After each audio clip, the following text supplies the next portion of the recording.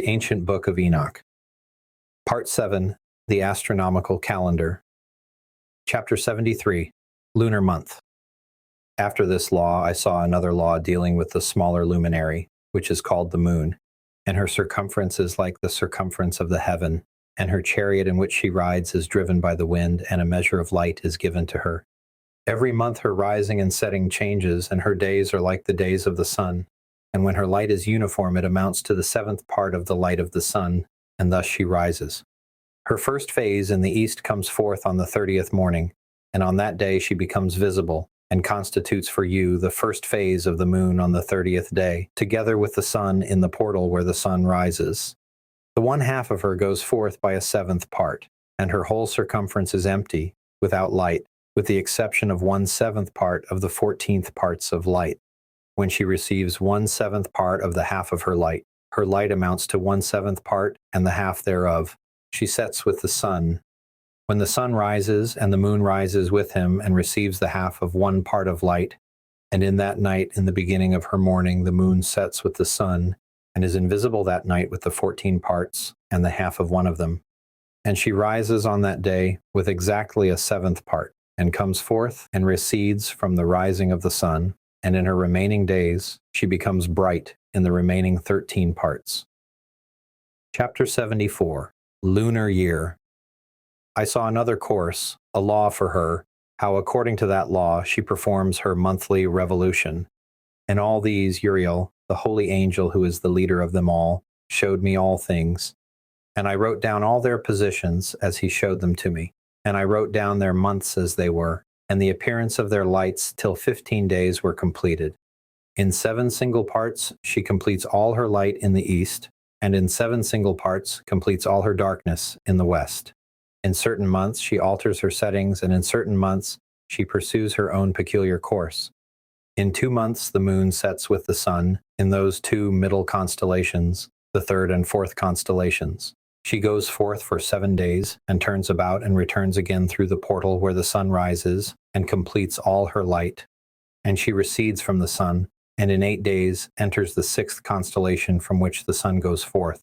When the sun comes out from the 4th constellation, she goes forth 7 days, until she goes forth from the 5th and turns back again in 7 days into the 4th constellation and completes all her light. And she recedes and enters into the 1st constellation in 8 days. She returns again in 7 days into the 4th constellation from which the sun goes forth. Thus I saw their positions, the sun and moon rising and setting according to the order of their months. If 5 years are taken together, the sun has an excess of 30 days, and all the days for one of those 5 years, when they are full, amount to 364 days. The excess of the sun and of the stars amounts to 6 days. In 5 years, 6 days per year comes out to be 30 days. And the moon falls behind the sun and stars 30 days. The sun and the stars bring in all the years exactly, so that they do not advance or delay their position by a single day unto eternity, but complete the years with perfect justice in 364 days. In 3 years there are 1,092 days, and in 5 years 1,820 days, so that in 8 years there are 2,912 days. For the moon alone, 3 years amounts to 1,062 days, and in 5 years she falls 50 days behind the sun. To the sum of these are added 62 days. In 5 years there are 1,770 days, so that in 8 years the days of the moon will amount to 2,832 days. In 8 years she falls behind the sun 80 days. All the days she falls behind in 8 years are 80. The year is accurately completed in conformity with their stations and the stations of the sun, which rise from the constellations through which they rise and set 30 days. Chapter 75, The 4 Intercalary Days.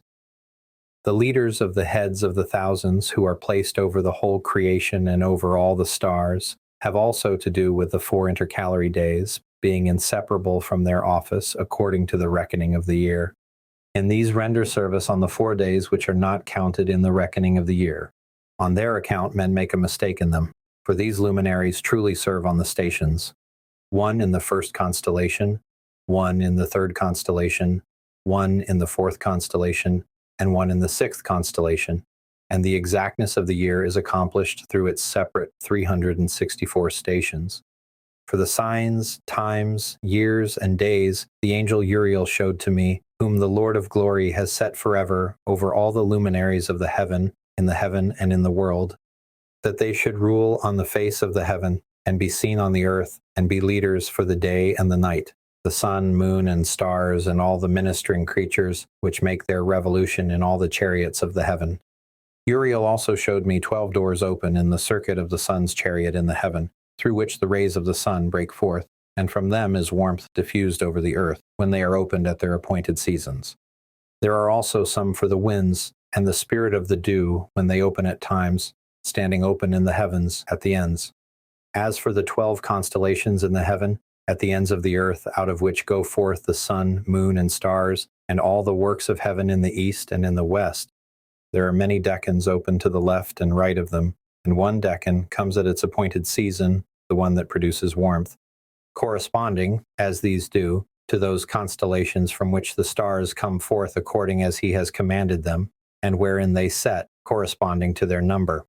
I saw chariots in the heaven running in the world above those constellations in which revolve the stars that never set, and one is larger than all the rest, and it is that which makes its course through the entire world,